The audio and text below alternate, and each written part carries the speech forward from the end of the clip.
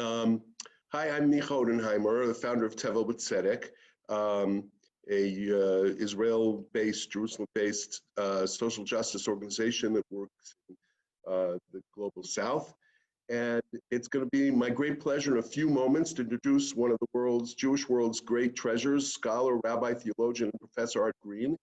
And I'm going to give him a proper introduction, but first a word about this series.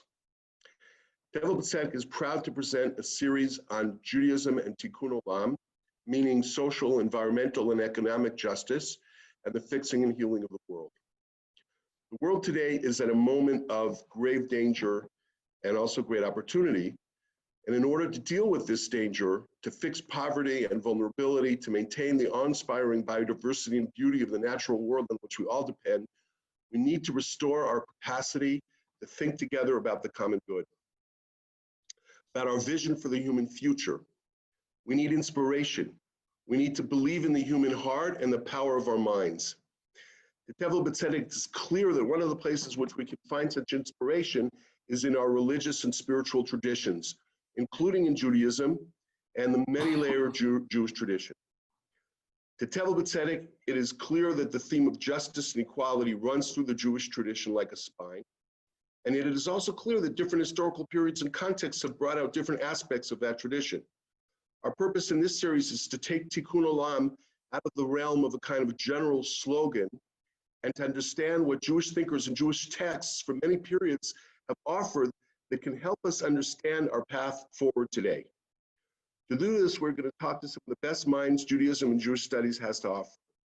And it's now my great privilege to introduce Professor Rabbi Art Green, who is both a renowned scholar and educator, written many books, and has been a key person in opening the incredible world of Hasidism and Jewish mysticism to a broader audience. Art is one of those rare scholars who's also a theologian, and in books like Radical Judaism and Seek My Name and others, he has done what few academics do, which is to tell us what he really thinks is important in Judaism today and where we can go with it. So we're going to get Art's take on Judaism, Tikkun Olam, and the world today. But first, we're going to go to Art as a scholar. Today, we're looking at four figures that Art and others have termed neo-Hasidic: Hillel Zeitlin, Abraham Joshua Heschel, Zalman Schachter Shalomi, and Art himself. All of them also had strong stances on social justice, and we're going to try and explore the connections between the neo-Hasidic and social justice. So Art, when you use the term neo-Hasidic, what do you mean? Hi, well, it's great to be here with you, Micha. First, let me just say a word about how nice it is. You and I know each other for a very long time, and I have tremendous respect for what you have done with Tevel B'Tzedek. I think you do so much to, may I say, restore the good name of the Jewish people in the world, in addition to all the actual good you do on the ground for the people who are beneficiaries of the work. It's just been terrific to follow you over these years. So I'm really delighted to be here as part of this series. I understand opening this series, and to somehow, even though I sit here in Boston and not Kathmandu, to be doing something for Tevel B'Tzedek. So I much appreciate that. Thanks so much, Art. Thanks so much. So let me start with Neo-Hasidism. Neo-Hasidism means applying the wisdom of the Hasidic masters and of early Hasidic teaching especially to people who choose to live outside the traditional Hasidic community. Something happened in Hasidism. Hasidism went through a long history. You know, Hasidism originates in the late 18th century. It went through a long history with tremendous changes. It started out as, I would say, a radically innovative movement for Jewish spiritual rebirth and renewal. And about 50 years after it initiated, about 50 years after the Baal Shem Tov died, we're now around 1810, it made a very severe right turn and became, in the course of the following several decades, an ultra-conservative movement for preserving the old way of life. I could wear my historian's hat and talk for a long time about why that happened or how that happened. It had to do essentially with a much more dangerous enemy on the horizon called Haskalah, or the modern world. But we are interested, people who are involved in Neo-Hasidism are mostly interested in that early period of Hasidism, trying to go back to recreate that early period of Hasidism and say, what can we learn from it? Now, you mentioned three figures who we're going to talk about today: Hillel Zeitlin, Abraham Joshua Heschel, and Zalman Schachter Shalomi. all three of them were rebels against their own Hasidic background in one way or another. They all grew up in the Hasidic world and left it behind. And that tells you something about them. They left it behind, and yet they wanted to take it with them. Hillel Zeitlin came from a Chabad family. Like thousands and thousands of other people in his generation, he walked away from it around the turn of the 20th century. His mission was to bring Western philosophy to East European Jews.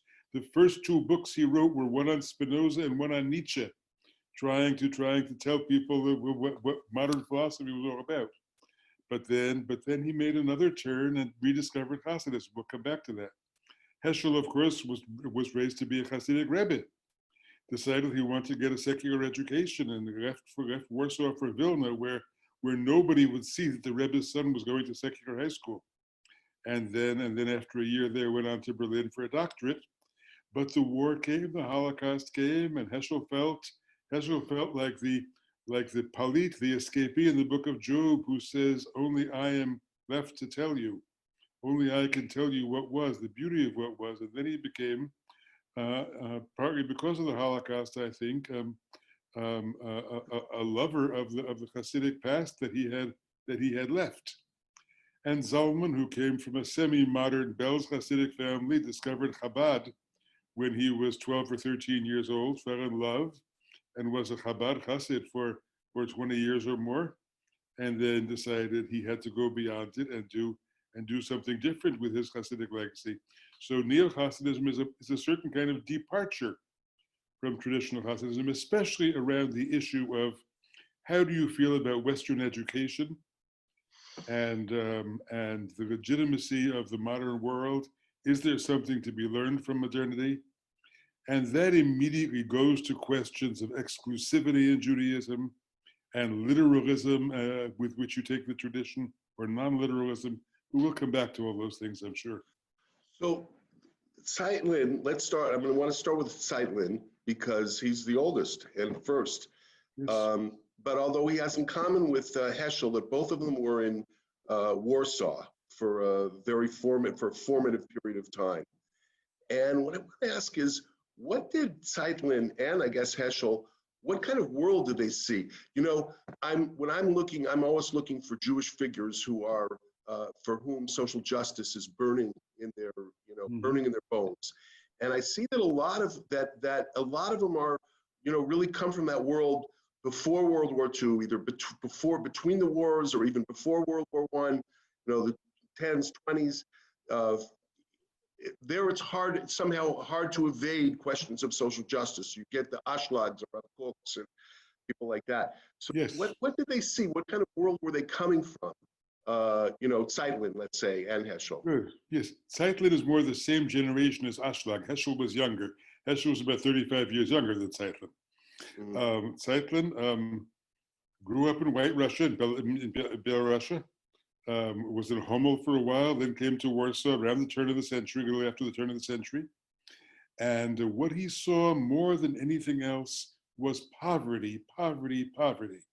It's so hard for us to remember, Micha, how poor Jews were in Poland in the pre-First World War and interwar period.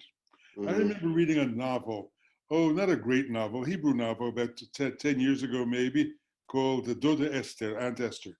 Doda Esther was a novel about a group of Jewish kids in a big city in Poland, probably Warsaw, who lived on a garbage heap and were dumpster divers to survive. And their Doda Esther, who had money because she was a prostitute, and so she was a sort of prestigious one in the family who could help them a little bit financially. That's the world thousands and thousands of Jews lived in. So much of that world was obliterated by the Nazis. It was in many cases those who had some means who would get out before the war, those who had some education who went to Eretz Yisrael. The great majority of simple, poor Jews were those who perished. Now, Zeitlin is there in Warsaw as World War I ends.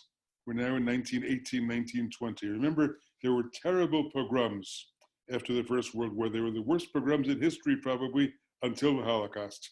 Maybe 100,000 Jews died in the Ukraine and Eastern Poland between 1918 and 1920. And then the refugees, began pouring into Warsaw, especially young people who had lost their families, who had lost their parents, who had lost their homes, because the battleground in World War I went back and forth across the Shtetl district. When the Austrians conquered Ukraine, and then the Russians conquered Galicia, the whole world was destroyed there. So countless thousands of Jews are pouring into the cities, including Warsaw, and the poverty is terrible, the dislocation is terrible. Zeitlin sees them leaving their Judaism behind because they've lost all faith in the face of the terrible things that have happened to them, and he is trying to address himself to these people. At first, Zeitlin's big question is, what can be done for the desperately poor Jews of Poland? 3 million Jews, remember of the 6 million, 3 million were Polish Jews. What can be done for the terrible poverty of 3.5 million Jews in Poland? He is an early Zionist because he's part of this Hebraist group. He was a disciple of Berdichevsky and a friend of Yosef Chaim Brenner, the great Hebrew writers. He was part of that group. He went to one of the early Zionist congresses, and then he gave up on Zionism. He walked away from Zionism because he felt they weren't desperately concerned enough with the situation of the Jews in Poland. He wanted anything that would relieve the Jews, and they wanted specifically to build Eretz Yisrael and weren't interested in other solutions. He became what was called a territorialist. Territorialists were a party in those days that said, let's find a place for Jews to live anywhere where they want them, anywhere they can get out. Argentina is great, Canada is great. Western United States, those prairie colonies, or Galveston, Texas, or wherever they will take Jews, let's send them and let's settle them to get them out of poverty and out of Poland. And he was part of that movement. It was mostly a very secular movement. He was one of the few religious Jews involved with them, but devoted a lot of attention to that territorialist cause, and trying to help Jews however he could. Mm-hmm. I first encountered Zeitlin as sort of a social justice activist, or I don't know exactly what to call him. Probably in something he wrote late, which was in the Devar La'amim, in the Word to the Nations, where he writes to the Americans, and he writes about America. He criticizes America for using their wealth in order to invisibly subjugate other nations, raise them up, bring them down, and criticizes them also very harshly for giving the death penalty to these two Union leaders. It was a cause celebre. I think He's probably heard about Sacco and Vanzetti or something like that. Yeah, exactly. And so what I wanted to ask him that is that, also then you see in Yavne, in his plan for a community, which I don't know that much about, but that he says, I'm not political, but anyone who becomes part of this community is going to have to take a strict stance on justice. And he gives from the Torah a group of commandments. I think the Yovel is there, and but the first one, Yavne was this ideal group of neo-Hasidic Jews he wanted to create, and he publishes in the 1920s, before Devar La'amim, 15 points for every member of Yavne. And the first one is, earn your livelihood honestly. That means be a farmer or a craftsman. Do not be a businessman, because business is all about cheating. Every businessman tries to cheat his customers. And you have to be completely honest, and that means stay completely away from business and investments, and very, very much a socialist, sort of democratic. So that's where he was. That's what I wanted to ask you. Was he? What were his sources of influence for his ideas about social justice, for the way he viewed, the world, politics, America, everybody? Like, do you have any sense of? Yeah, Zeitlin was a reader. He read voraciously all kinds of things. I'm sure he read socialist tracts in Polish and Russian, both of which he read fluently, and German. I don't know if he read Marx or not. He doesn't use technical Marxist language, so I can't tell you for sure that he read Marx. But socialism was certainly abroad in the communities of the early days of the Bund and so on. He certainly knew about it. Now, he was religious and they were very secular, and so he was not on that side. He had connections to what became a Poel HaMizrahi, or Poel Mizrahi, or Poel Aguda, the sort of Right. workers' movements within the religious communities, partly in Poland and then in Eretz Israel. But he was a very independent thinker, and there's no question that his social justice is a combination of traditional Jewish sources and concern he had for Jews he saw suffering and poverty, and some reading in socialist literature.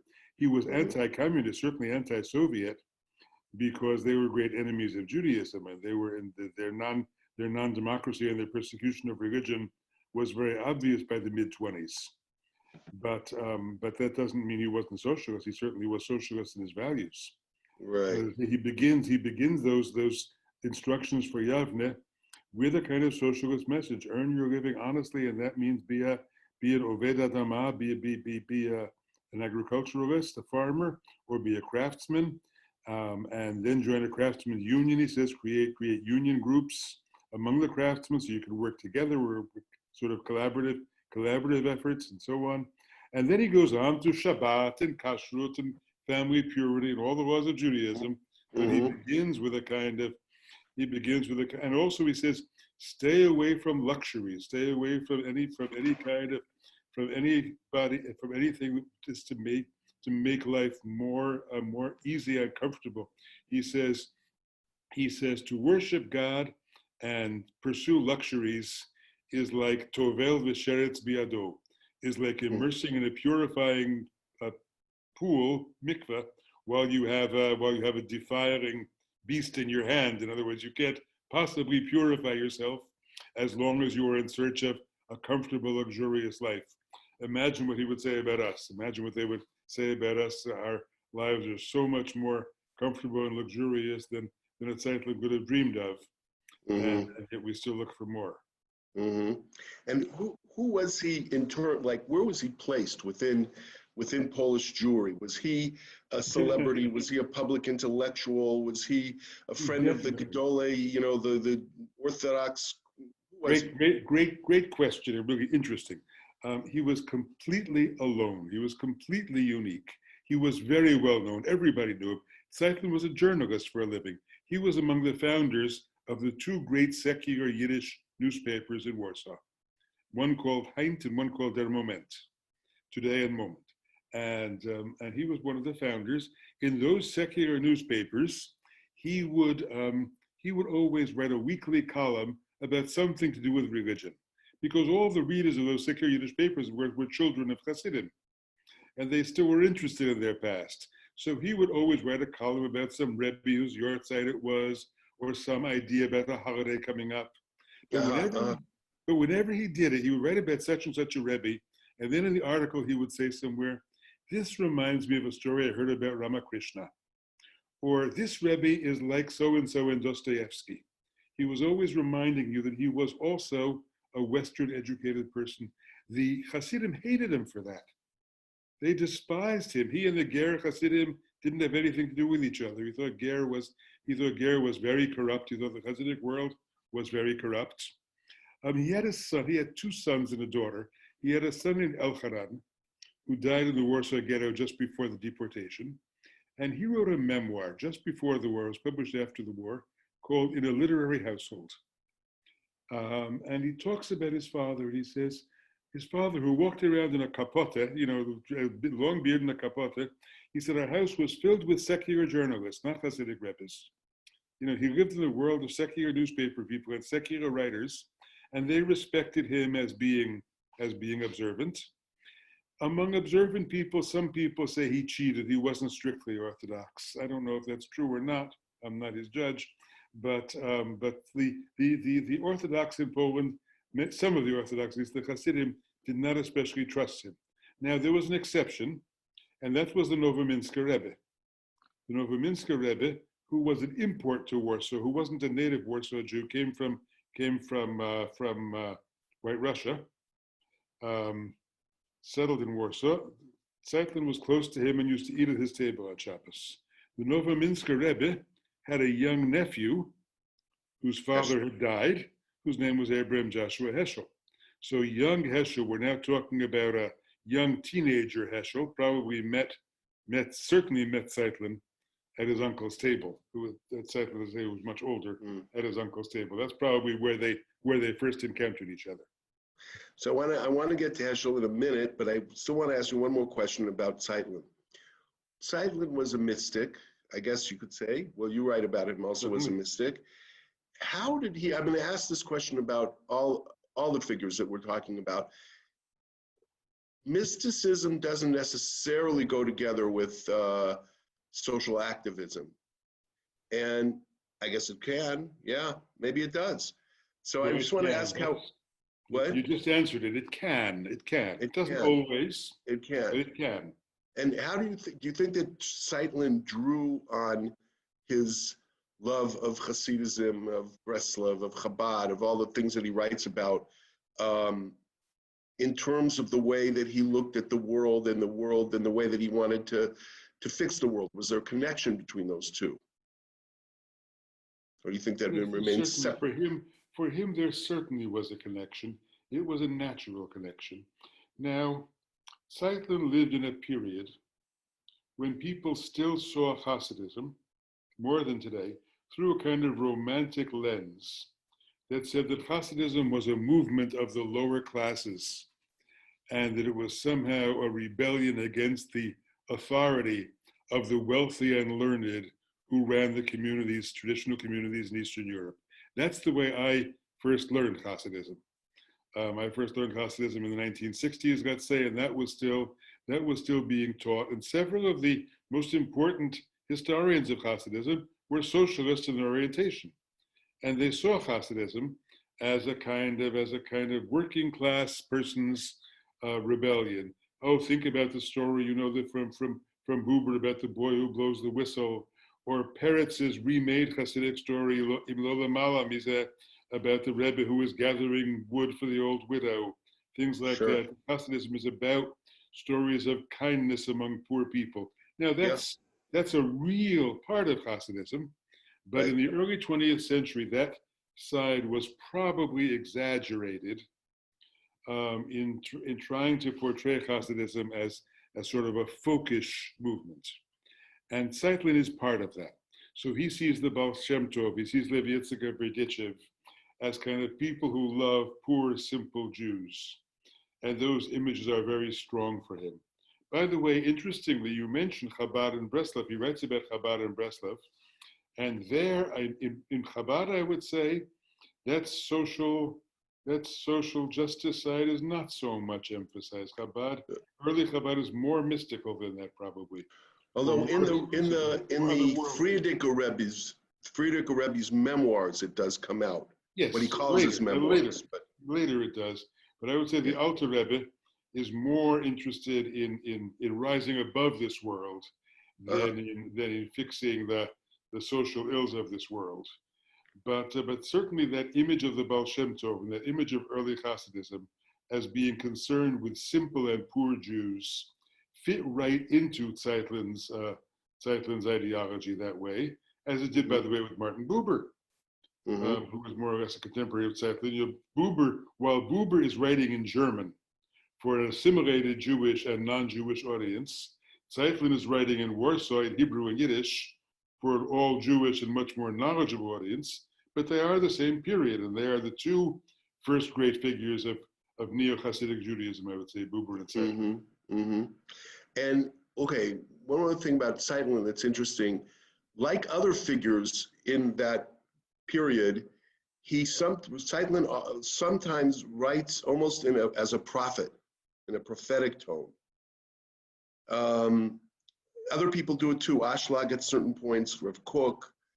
And I'm wondering what do you think allowed someone like Zeitlin to use that mantle, to almost take on the mantle of prophecy?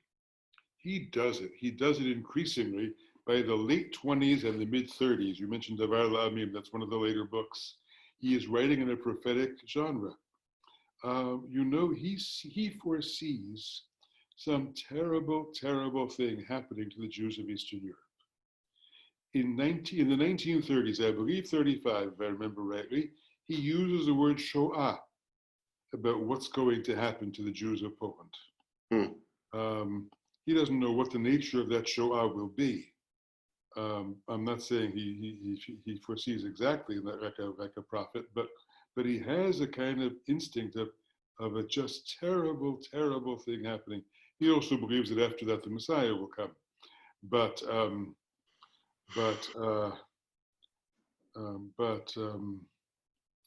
he sees terrible things happening, and he takes on that prophetic mantle.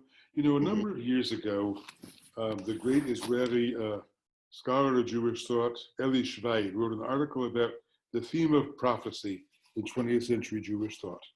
And he says this: because in Judaism, you can't claim the mantle of prophecy. People who would want to be prophets but don't dare say I am a prophet write about prophecy. Achad Ha'am writes about Moses. Huber writes about Moses in a book called The Prophets. Heschel writes about the prophets. Yechezkel Kaufman writes about prophecy. That this theme of prophecy becomes a very big thing. Very few of them, it's true. Ashlag does sometimes. I'm just reading one of Ashlag's letters where he takes out that prophetic mantle and says them, they dare to do it. Heschel almost does it, but steps back, you know. Heschel published an article. He was also, among many other things, we'll get to Heschel in a moment, he was a scholar of medieval Judaism. And he published an article in the 1950s, I think, called Ha'emin HaRambam She'egia L'Nevuah. Did Maimonides believe he had attained prophecy? And we all whispered, Ha'emin Heschel She'egia L'Nevuah. Did Heschel believe that he had attained prophecy? And there was something quasi prophetic about him, of course. So let's move to Heschel. Let's talk now about Heschel, just to introduce him, just to say, you know, Abraham Joshua Heschel, one of the great theologians, and I mean, he wrote so much about so many. I mean, he wrote about the prophets. He wrote that classic book on the prophets. He wrote a classic book on Chazal, Torah Mina Shamayim. He wrote amazingly. I feel that his book on Pinchas of Koretz and that circle is one of the amazing books on Hasidism. And of course, he wrote his own theology. Amazing figure, who was one of your teachers. I had the great privilege of being a student for 4 years, yes. Right. And of course, also well known as an activist, anti-racism, close friend of Martin Luther King, marched with Martin Luther King, who respected him tremendously. I think he opposed the Vietnam War.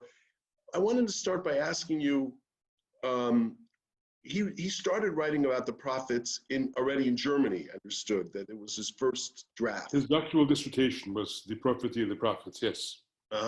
There he discovered phenomenology of religion and applied phenomenological categories to the prophets and began trying to understand the prophet as a human being, the prophet in his own context. Who was he? What was he? What was the act of prophecy? Right. Prophecy. And there he puts forth a kind of a different kind of vision of God than mystics usually do, although he also was, as you write, also was a mystic, but he puts forth this idea of a God who almost goes insane from sorrow over injustice, and the prophets as people who are somehow channeling that sort of immense pain of God over injustice. Where do you think that came from in Heschel, like developing that idea? And let me say first that Heschel did not use the word mystic about himself. I call him a mystic. I think one can justify calling him a mystic. I wrote an article called Three Warsaw Mystics about the Sfas Emes, Zeitlin, and Heschel, the young Heschel. I see mystical themes in his poetry, for example. His first book was a book of poems in Yiddish, and I see mystical themes there already. But Heschel would, if he were here in this conversation, which of course he is, he would pull back at that word, Heschel as a mystic. So I don't want to throw it in too casually, out of respect for the way he thought about it, because Heschel was afraid of a religion of ecstasy, where one is absorbed into the Godhead. If that's what mysticism is, Heschel didn't want it. Heschel needed a God who commands. He needed a God who makes demands on the human being, who makes demands on society.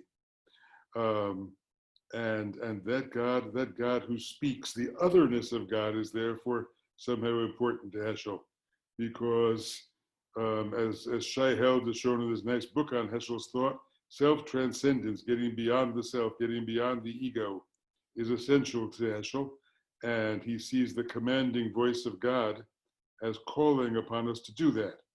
Now, Heschel, of course, wrote that dissertation in the mid-1930s in Berlin.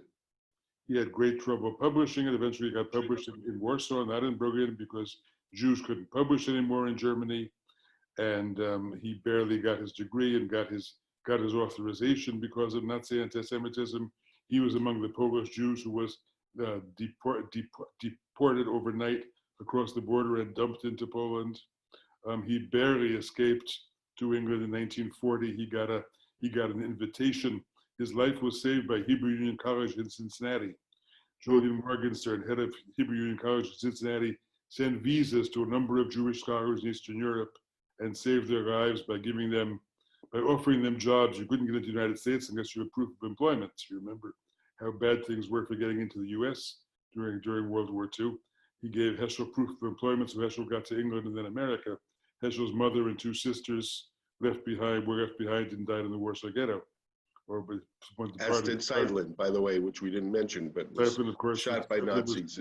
Seidlin was famously died on the first march from the ghetto to Treblinka. Yes, Erev Rosh Hashanah, 1942. One of the famous stories of the Warsaw Ghetto, when they called his block out to the Umschlagplatz, the assembly place, he came out in talis and tefillin with a copy of the Zohar in his hands, because Rabbi Nachman quotes the Zohar, says, "With this work, Jews will leave Galut. Jews will be redeemed from Galut." That was his redemption, and he died on the road to Treblinka.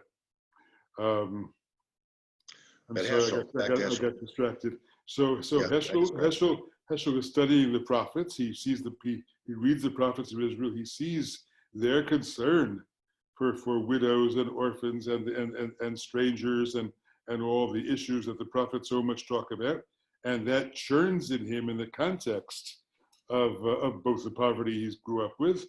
His father was a very small-time Rebbe in a poor neighborhood of Warsaw. There's plenty of poverty there too. His father was not, he was descended from all the great Hasidic masters, but his father was not a first son of a great Rebbe. He was a relative of the Rebbe's, and they gave him this little neighborhood in Warsaw in which to become a local Rebbe. And then he died very young, and Heschel and his mother and siblings were left quite poor. And so it's not like he grew up in any good circumstances.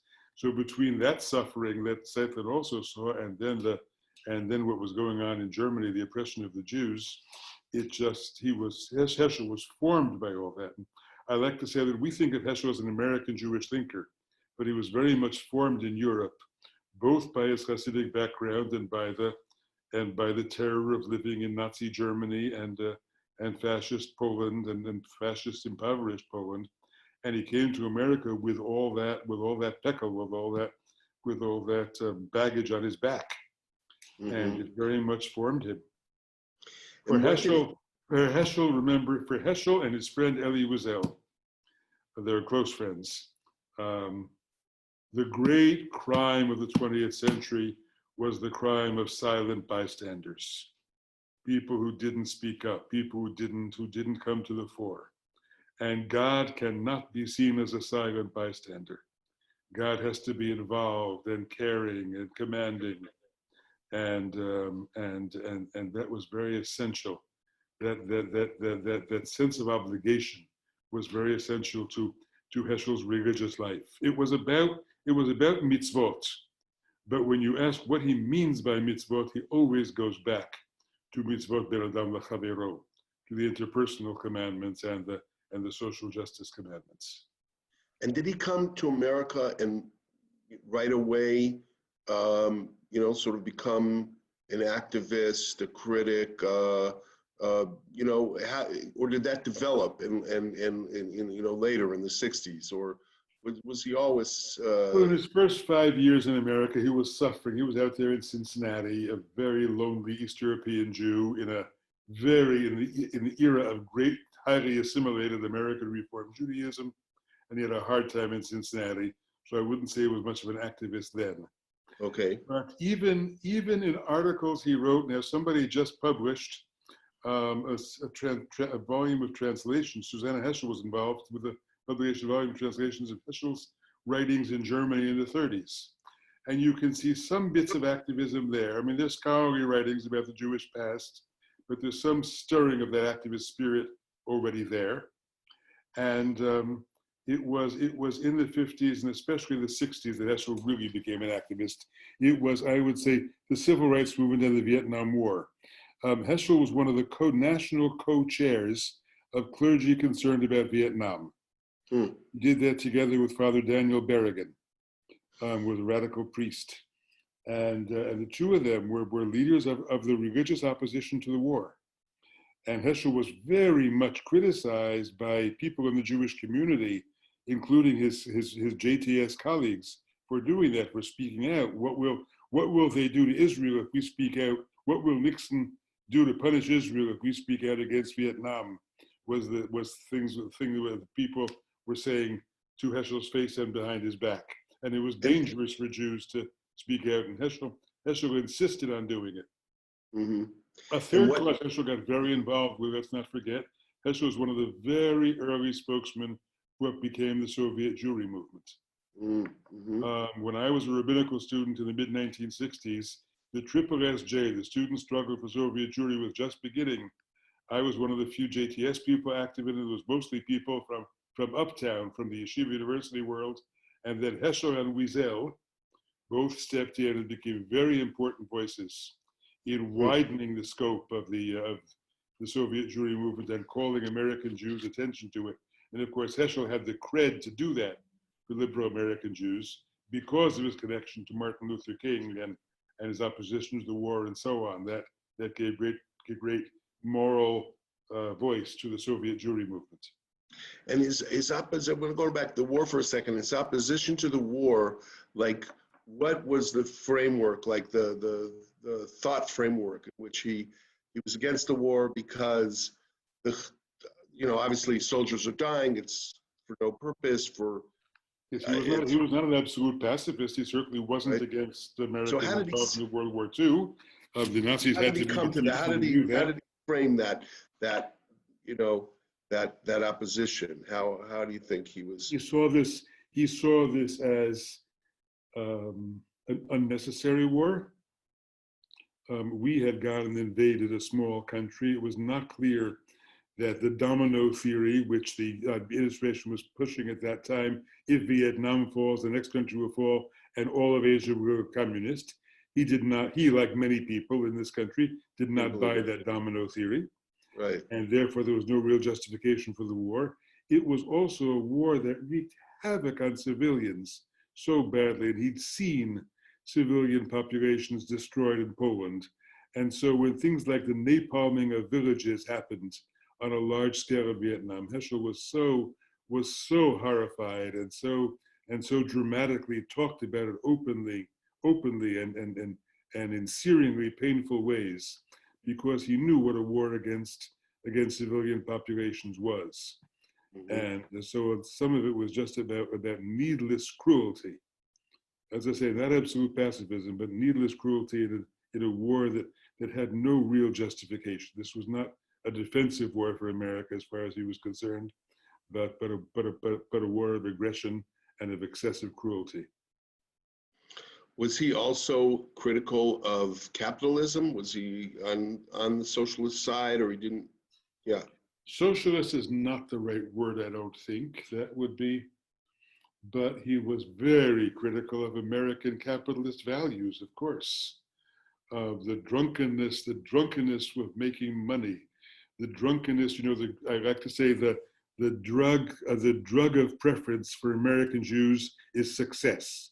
And he saw that ethos He saw the vacuousness of American Jewish religious life. That he was in the age of what we used to call the edifice complex in building great suburban synagogues that nobody was attending. Mhm. And he saw the emptiness of that and spoke out very dramatically against it. And much of that had to do with a critique of values and a critique of pursuit of money, pursuit of wealth, pursuit of comfort. He was in that sense close to Zeitlin, that luxuries, the pursuit of luxurious living and of overly comfortable living was a distraction from one's moral and spiritual task. And So, that didn't mean socialism in terms of government ownership of property or things like that, but it did mean a critique of excessive capitalist values.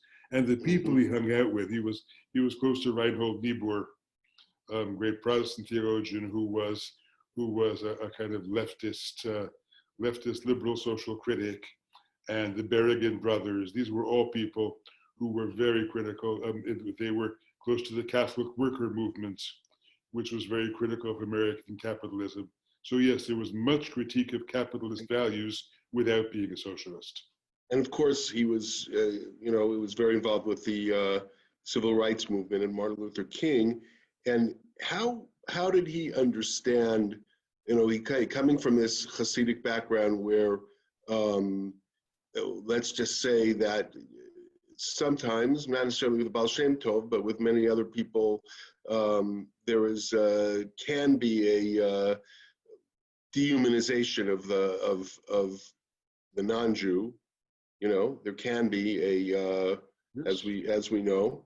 I remember I went to ask Shlomo, or somebody once asked Shlomo, what about what it says in the Tanya about the non-Jewish souls? So Shlomo said, do you know how much the non-Jewish souls have grown since then? That was Shlomo's answer.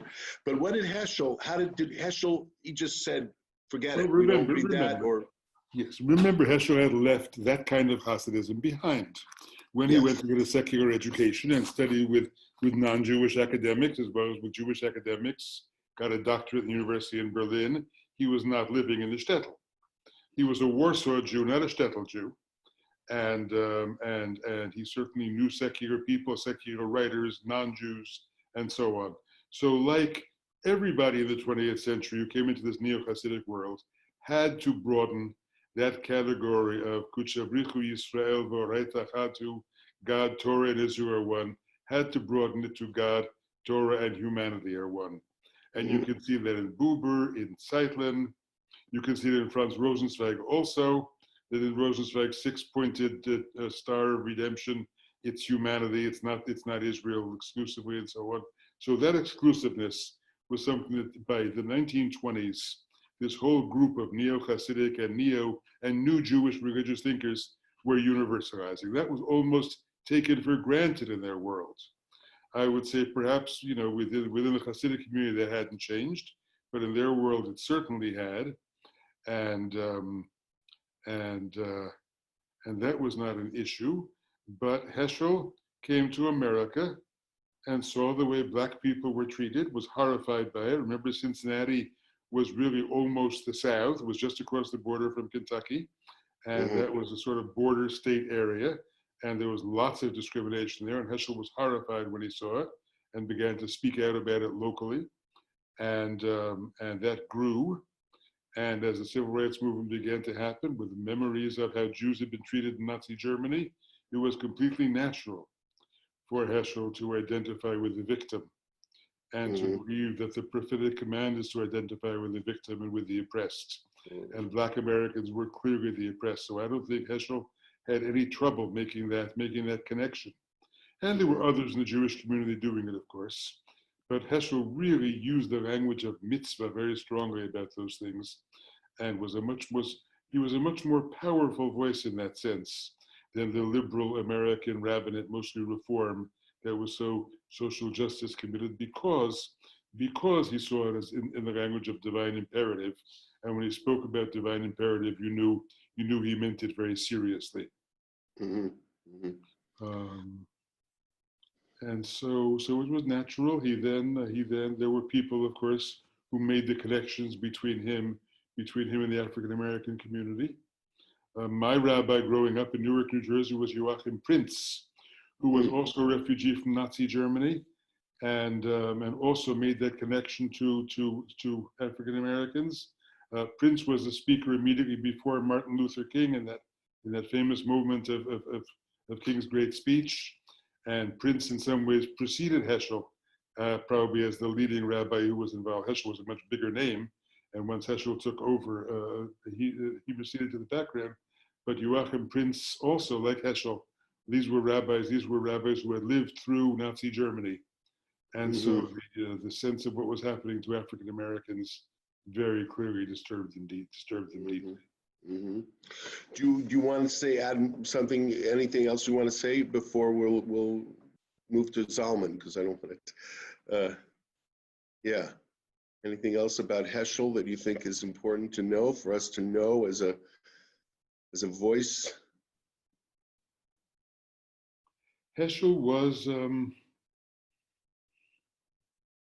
a very traditional Jew, very observant, but his real values were concerned with humanity. I remember Heschel asking me once, I walked into his office, he said, tell me, how many shilas and chuvas are there about whether you can open a refrigerator on Shabbos, and how many about whether you can fight in a nuclear war?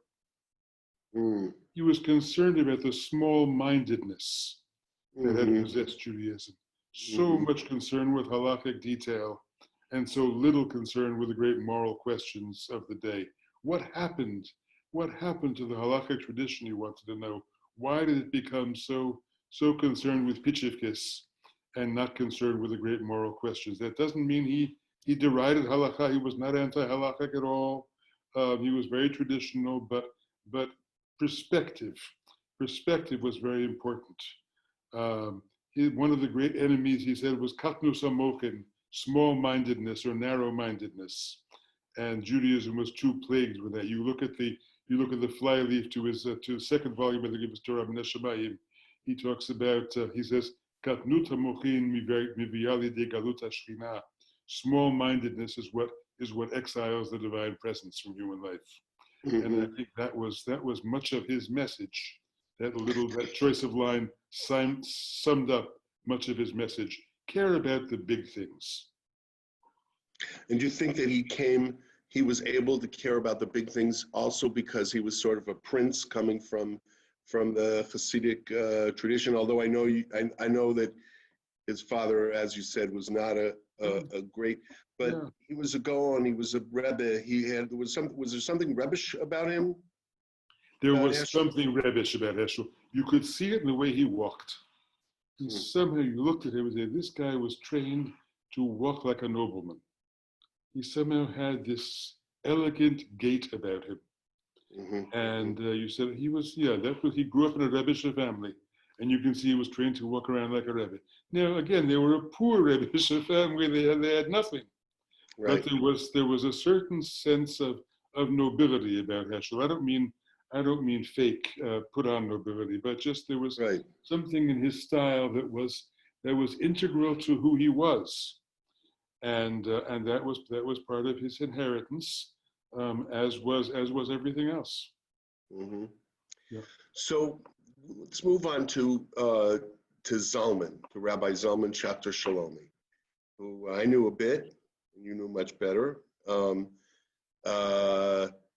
Born in Vienna, I believe, right? Born actually in Poland. Born in Zlotchew, but came to Vienna as an infant. Brought to Vienna. His parents were among the many, many thousands of Galician Jews who, in the early 1920s, immigrated to Vienna. And as you mentioned, he escaped the Holocaust through Belgium and France. Came to America. Was part of Chabad. Was one of the first shlichim, the people who the Bavitcher Rebbe sent out together with Shlomo to Brandeis. Eventually broke with Chabad and is really considered the father of the Jewish renewal movement. and which I would say with his, sort of what for me characterizes that movement is this idea of what he calls the paradigm shift in Judaism. So maybe I'd like to ask you to say something about that. What is the paradigm shift? Well, we live in a new world, and Judaism for a long time tried to deny that modern science and Western education had created a paradigm shift in the way we think. The term came from Thomas Kuhn, philosopher of science, and Zalman picked it up. But in other words, after Darwin, after astrophysics, after Einstein, you can't talk as though you're still living in the late Middle Ages. I have a friend who says, well, there are 4 elements: earth, air, fire, and water. And if you don't believe me, I'll show you. It's a Befedish Rambam. It says right there in Maimonides that there are 4 elements. Well, that was Aristotelian science. And Maimonides still believed in Aristotelian science in the 12th century. And there are people in Brooklyn or Maya Sharim who will say, well, that's what you have to believe. But people with any kind of Western education, or even people who face the fact that we are living in this world, can no longer think that way. So if you start thinking in terms of the modern world, what does that do to the nature of your faith? You have to create a Judaism that works for people living in that modern world, and that requires a very major shifting of the type of thinking you do, the paradigms of thought. What do you mean by God? What do you mean by revelation? What do you mean by prayer? All those things have to be questioned in terms of the new paradigm. And liberal Judaism did not do a very good job of those things. You can say, well, we've had Reform Judaism in the 1840s or 1850s. Didn't they do that? The truth is, they were more concerned with changes in ritual and changes in behavior and changes in halakha and synagogue decorum. Can you have sermons in German and play the organ and dress nicely and behave well and be respectable German citizens and then be respectable Americans while still being Jewish, without really wanting to ask the questions. Well, what do we mean by religion? What do we mean by God? Now, there were 2 great exceptions in American Jewish life. They were Mordechai Kaplan and Abraham Joshua Heschel. They did ask those questions. But a lot of liberal Judaism sort of went on and kind of tried to make changes around the edges, rather than really getting to face the great paradigm shift that has to happen in our thinking. And Zalman was a person who had the open-mindedness and courage to take it on. Mm-hmm. And that would mean the end of exclusive claims. Religion until the 20th century was a zero-sum game. If mine is true, yours must be false. And Right. Zalman was no longer willing to operate in that paradigm, and nor was Heschel. But Zalman was very open about it. Mm-hmm. Mm-hmm. And where in the new paradigm did the idea of tikkun olam, of fixing the world, of healing injustice, where did that fit in with in Zalman's Zalman's world? To be fair and honest, I would say those were things Zalman felt in his kishkis and naturally inclined toward supporting them, but they were not what he was primarily about.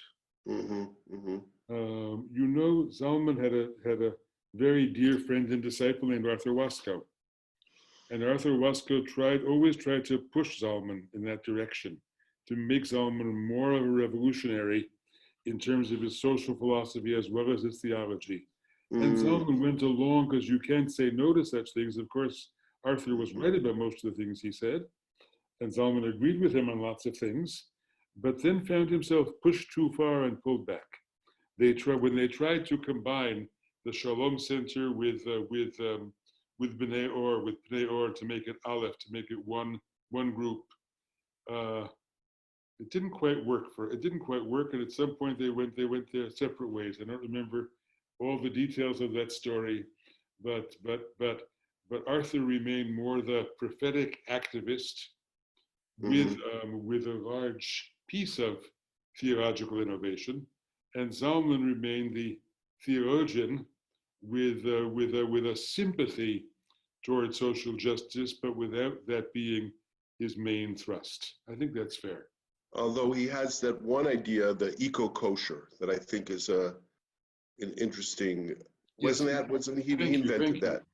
Thank you. When it came to environmentalism, Zalman was very strongly activist, as am I.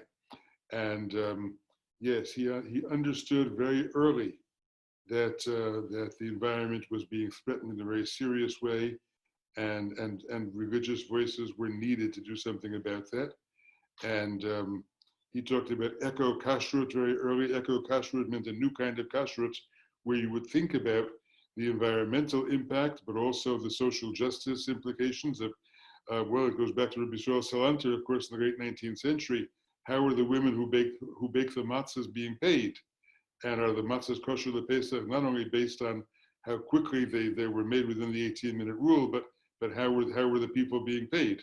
So That's you could good. say You're reminding me that we have to do something on Rabbi Yisrael Salanter in this context too. Good. There's a tradition there that goes back to the Musar movement. Yeah. So he knew that, but Zalman was very concerned with the suffering of animals, Sar Baalei Chayim, and can we relieve the suffering of animals? And But I remember there was a story where he's a shochet and he talks to the chickens before he slaughters them. He gathers them together. Yes. But there's a story about the Baal Shem Tov as a shochet also. Absolutely. Right? Absolutely. Yeah. So yes, I remember in Chavurat Shalom, where I was together with Zalman in 1968. One of our chevra said he wouldn't eat chicken and he wouldn't eat meat anymore unless he slaughtered it himself. So Zalman taught him shchita. It was not very successful.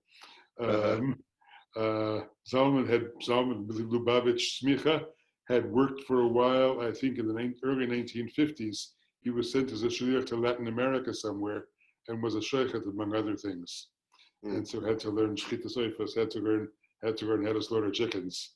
But it was not something. It was not something he particularly excelled at. You know, the name Shechter, of course, means slaughterer, right? And that's what Zalman took the name Shalomi. He changed his name from Shechter to Shechter Shalomi because he wanted to be seen as a man of peace, not just as a descendant of slaughterers. I'll tell you something that makes the spine tingle. You know what Zalman's grandfather did for a living? His father's father. Yeah. He was the shochet in the town of Auschwitz. Wow. In the town of Auschwitz. Oh my goodness! Before the war. Yeah. Wow. Yeah.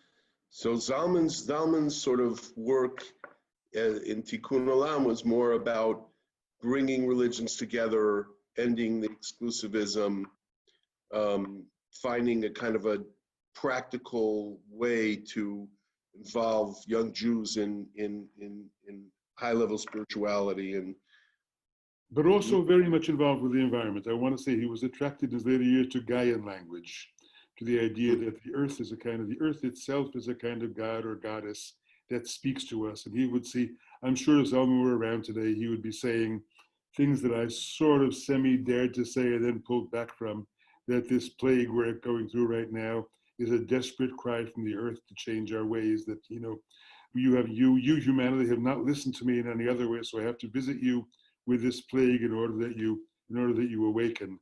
I think Zalman would have been very attracted. It's hard to speak for somebody after his death, but I think Zalman would have been very attracted to that kind of thinking about this sort of experience. He was very, very concerned with the environment, and so that was a very big part of his religion in his later years. And in fact, when he moved to Boulder, Colorado, which is a great center of sort of environmental activism, I think strengthened that for him. Okay, so now I want to get to our last figure, which is you. And I want to say that I remember you before you remember me, because my first encounter with you was in Shefa magazine in the 1970s. Yes. And where you were debating Tzvi Mark. What? No, just I read it. I didn't meet you. You were debating Tzvi Mark, and I remember I was like, you wrote about Rabbi Nachman and this spiritual vision as opposed to halachic vision of Judaism, and I was like, yes, it was really It was revelatory. Zvi Marx. Zvi Marx, not Zvi Zvi Marx Mark. is the Breslau scholar. Zvi Right, Marx was Zvi that guy, Marx. yes. Yeah, Who later, exactly. who later lived in the Netherlands for many years, I think. Maybe Yes, still I think does. he's still there, maybe. Yeah. Mhm. So you, as I wrote, you know, you've written a tremendous amount about Jewish mysticism and also theology, both you know, sort of complex and written for other theologians, and also you know, attempting to simplify and to bring Torah to the masses, so to speak, or to, you know, the literate masses, both, let's say. Um, and in the 10 best Jewish ideas, I think you have a book called 10 Best Jews, right? Yes, And one of them you talk about is Tikkun Olam. So I thought maybe we could start talking about that, about what is the idea, how do you see the idea of Tikkun Olam? You know, many people, there's been a lot of critique of Tikkun Olam as being, you know, sort of vague and you know, just sort of adopting progressive ideas into Judaism and giving it, you know, the old joke, there are two kinds of Jews, those that speak Hebrew and those that know what the word Tikkun Olam. Because yes, somebody said, how do you say Tikkun Olam in Hebrew? Yes. Right, exactly. Now I've actually found the expression Tikkun Olam in Rabbi Nachman in that same broad sense, and later in Rav Kook. So I don't think that's even true. But Of course, it comes from the Tefillah in Aleinu, which was originally for right. Yamim Noraim, the Taken Olam b'Malchut Shaddai. That's there, Right. And the Gemara. Yeah. The word tikkun is used tremendously in Kabbalistic literature, especially in Kabbalah Tari. It's all about the process of tikkun, right, and tikkun haneshama, and tikkun ha'olamot. They would say the repair of the worlds, meaning the repair of the cosmic order. They're much less concerned with the repair of the social order than they are with the repair of the broken cosmic order. But transferring that to this world is what tikkun olam is. And I want to go back to Heschel. I want to say another word about Heschel on this issue, and then I'll come back to me. But one of the great themes of Kabbalah, as opposed to Jewish philosophy, is that God needs us. The Ramban, Nachmanides, says, "HaMitzvot tzorech gavoha." The mitzvot are a divine need. When we perform the mitzvot, we are doing something for God. Maimonides completely rejected such an idea. Maimonides, God is absolutely perfect and therefore needs nothing. God gave us the mitzvot to make us better people. Maybe it does make us better people and make our world a better place. But it's not for God. God gets nothing out of this because God needs nothing. Nachmanides, following the early Kabbalists and following certain themes that are there in the early rabbinic tradition, said no. The mitzvot are something we do for God. God needs us to do the mitzvot. I came to understand after many years that Heschel's phrase, God in search of man, was his way of saying God needs us. God needs us to do. God seeks us out because God needs us to help in the divine work. But God's need for man, which Heschel learned about in the Hasidic world, was mostly about how the Rebbe does a mitzvah. Boy, when the Rebbe lays tefillin, when the Rebbe shakes a lulav, when the Rebbe blows shofar, the world shakes. He changes everything. He changes, the prayers go right up to the throne of glory. And everything, when the Rebbe puts his talis on, when I saw the Rebbe do that, when I saw the Rebbe make a motzi and so on, that's what Heschel learned in his childhood. But the idea that people can have powerful effect on the cosmos by what they do was something he absorbed in Chassidus. And Heschel's genius was he took that and applied it to mitzvot ben adam b'chaveru. He applied it, yes, God needs you to do a mitzvah. The world shakes you to do a mitzvah when you feed the poor, when you feed the hungry, when you care for the needy, when you march with Martin Luther King, when you stop that terrible war. That's doing for God. That's what God needs you to do. God calls upon you and needs you to help in God's work, which is Tikkun Olam. God is involved in repairing the world constantly, but the world will not be repaired without us. And God needs us to be participants. And the insistence that was primarily that powerful motif of you are doing something for God that God or the cosmos needs. And that devolves down to Ben Adam L'Chavero, down to the helping of others and the helping of the needy. That was Heschel's genius in some ways, that shift. Mm-hmm. And I learned it from him, and as I say, I had learned it from Joachim Prinz long before him. Sort of the idea that Judaism was about caring for the needy was something I grew up with. I grew up in a secular home, a secular sort of liberal leftist home, but there was Rabbi Prinz, who was very much that kind of person who for whom Judaism was about caring for the needy. Now remember, I was born in 1941. My childhood was in the 40s and early 50s. I still remember my mother and grandmother going through lists of displaced persons after the war, looking for relatives. And I was there on the day when my mother's father found out what happened to the Jews who had stayed behind at his shtetl. So the memory of the Holocaust and the sense of DPs, of Jews being displaced persons after the war and very needy, and Israel being a place where the needy were gathered, that was all sort of the bread and butter of my childhood, both secular and religious. You didn't have to be religious for that, but it fed right into my attraction to Jewish life. Mm-hmm. And so it was all a very natural part of my religious value system. Right. I always tell the story. My mom grew up. My mom was born in 24, and in America, very, very Orthodox family. Although of course she was in. There was no Jewish schools for girls at the time, but they were in Palestine for part of the time, back and forth. Very influenced the young Jews by socialism at that time. But in any case, in the 60s, I was living in LA, and for years we didn't have. There was no kosher ice cream, so we had no ice cream. And we didn't have grapes or lettuce because Cesar Chavez, we were on the side of the strikers. That was her eco-kashrut or social justice kashrut. Sure. I remember the great boycott. Natural. Yeah. So Tikkun Olam, what I'm understanding from you, your concept of Tikkun Olam is that we do these deeds to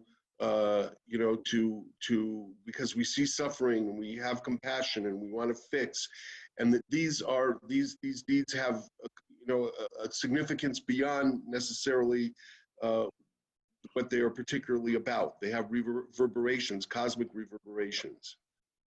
Well, I want to go now to a person who's been mentioned a few times here but hasn't been on our list, and that is Rav Ashlag. Okay. He sees all of Kabbalah as a way of training us to be givers instead of just receivers. Mm-hmm. We have received so much. Each of us has our life as a gift. We did not do anything to earn the fact of our existence. Life is renewed in us in every moment. We are constantly receiving. And how do we become givers? Givers of divine love, conveyors of divine love, givers of energy to others. That's what spiritual training has to be about, to teach you to become a giver. And that giving is above all, as far as I'm concerned, and he felt that way too, giving to others, taking the sacred blessings we've been given in life and sharing them with the world, and sharing them, of course, with people who need them most. And that's so clearly to me the message of Judaism and the message of the prophets, whether it's because of the poverty in which he also grew up that Ashlag saw that. I'm sure it was partly. I did not grow up in that kind of poverty, but certainly saw plenty of injustice in my world and plenty of suffering of lots of people. And it is just that's what we are here to do, and that's what we are here to do universally. As I said, I had the great privilege of being Heschel's student, and remember what Heschel learned from the Holocaust, and compare it to what, let's say, Menachem Begin or Meir Kahane learned from the Holocaust. Hmm. They learned from the Holocaust, Jewish blood is not cheap. Never again means never again will we let this happen to Jews. We will not be passive. And Heschel learned from the Holocaust, never again must this happen to any human being. And we Jews must be there to stand up as witnesses to what we were victimized by to make sure it never happens to another human being. And those are very different messages. And Heschel and Joachim Prinz and people like that were of that generation of learning. And it was just very clear to me growing up in their shadow. And you've also written and spoken, I think, a lot about the connection between spirituality and ecology and environmentalism. Like seeing it, do you see that as? Well, paradigm shift. What do we mean by it? So I begin an essay I just published about that this way. I lift my cup of wine every Friday night and say, Vayechulu hashamayim va'aretz. Heaven and earth were just completed. I love that story. It is our sacred story. It is the most meaningful spiritual moment of my week. But I'm not a literal believer in that story. I know it didn't happen that way. Right? I understand this planet is 13 or 14 billion years old and wasn't created in 6 days by the word of God, and that the universe goes back to the Big Bang, and that was maybe 18 billion years ago, and so on. And you know how you figure those things, and how do we take the story of creation, the story of the world's origin, that most people believe today. Let's call it Darwin in quotation marks, but also meaning the astrophysics and the geology and everything else, not just the evolutionary biology. How do we take that story and see God in it? How do we make that a sacred story? That's the task of today. Mm-hmm. Taking the nitzotzot, taking the sparks of holiness from the old story that are so there in that old story of 6 days, and applying that holiness and finding that holiness in the evolutionary journey that we are all part of. You and I are both part of the great evolutionary journey. Yes, we are here for a split second in evolutionary time, but we have a job, and that is to evolve, to be part of that evolutionary journey. And that means biologically, but also culturally and spiritually, and to pass on to the next generation something more than the last generation left us, to add to the richness of that evolutionary journey. That's why we're here. For this instant, we're here. So how do we make that spiritually meaningful, and how do we find God in that? And I think we can find God in that. I don't think it's a hopelessly secular narrative. I think sparks of holiness can be found everywhere, including in the tale of evolution. And that rewriting it as a sacred story is the great task of our age, and being inspired by the old sacred stories, including ours. And so that's what I consider to be a Jewish spirituality for the 21st century. And an urgent spirituality because we are fast taking this planet to ruin. And the gross, disgusting irresponsibility of what passes for political leadership in our time is almost unspeakable. I won't mention any particular names here because I don't want to defile this interview, but you can certainly guess. And but not only lots of leadership in our society has gone for immediate profit motives, cheap profit motives over concern for the very future of our existence, collective existence, and it is so appalling. At the same time, in the 21st century, who would have guessed that religion would be such an important factor in human life? When I was growing up, my father was a completely secular person. He had already grown up in a secular home. He was sure that religion was just a sort of leftover shard of the old time that would soon die out. The way Ben Gurion thought about the Orthodox in Israel, that would soon die out. In the middle of the 21st century, religion is a huge factor in human life. And maybe, sometimes I think maybe, well, we are here because only faith can stop us from destroying ourselves.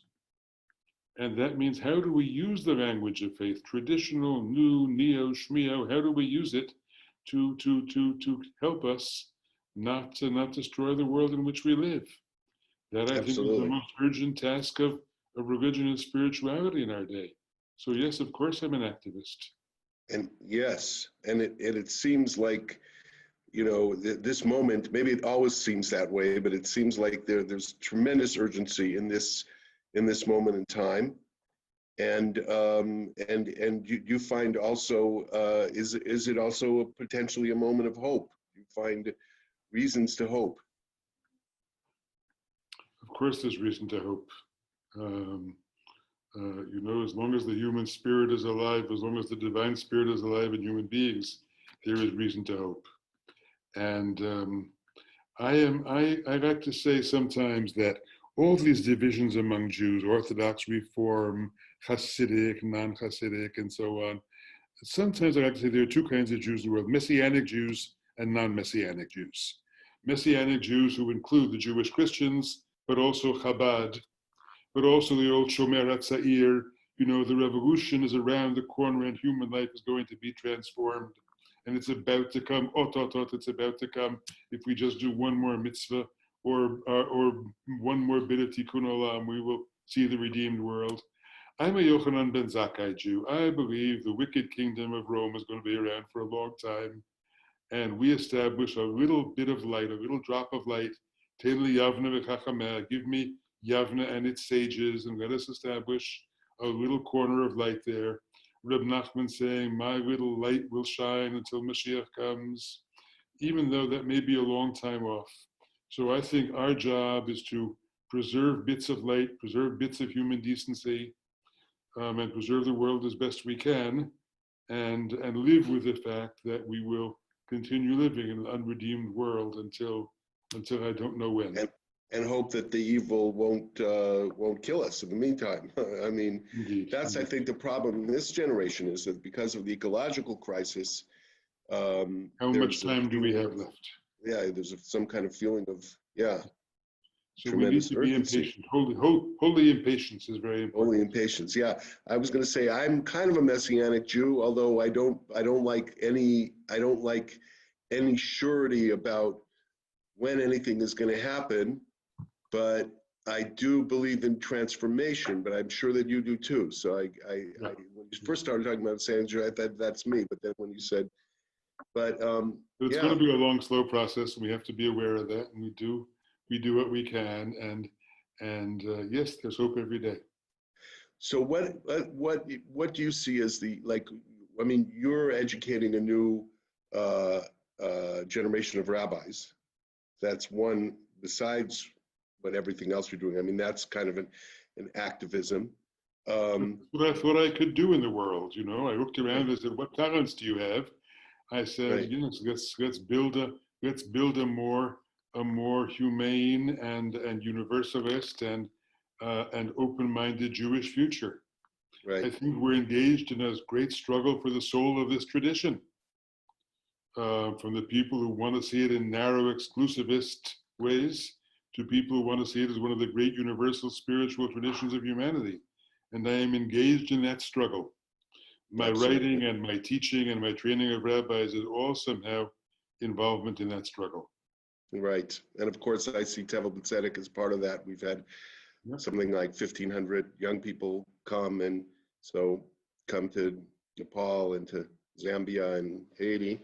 So I definitely also see myself as part of that. I also go to Uman and give out pamphlets to the Haredim. I feel like there's power among the Haredim, that if we could only turn them somehow, if we could only, I don't know. Anyway. I trust you're not going this year. Probably not. Doesn't look like it. No. Right. No, they don't want. They don't want you there this year. No. Anyway, so this has been great, Art. I don't know if there's anything else that you want to add. I think you've said we have great stuff here, and it's been just great and wonderful pleasure talking to you. It's indeed been a lovely hour together. Aside from everything else, it's been lovely talking to you for an hour. So I'm so glad we did it.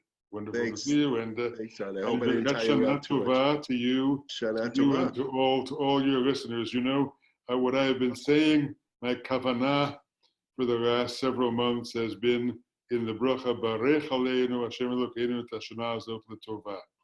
Bless this year to be a good one. May something good come out of this terrible year we've been living through. I don't want to just say Tichle Shana v'Kil Lotah, may the year and its curses end. I want to say, may this lead us to being better people in a better society. May it lead us to taking more seriously what can happen to this planet and what we need to do in the way we treat the world and one another. So may some tova come out of this very hard year. Well, I see one great tova is that we learned that we're able to stop everything. You know, we're able to stop the economy, you know, because of something urgent. Maybe we can stop and change for climate change as well, or for other things. We indeed learned we have stopped, but let's remember how many people are suffering because of that stoppage, because of that, the loss of jobs and loss of income and so on. That's absolutely. You know, yes. That's the price is real and terrible too. Yeah. Okay, Ad Kan Hakafa Aleph. Very good to see you. Thank you so much. Okay, all the best. See you next week. See you next week.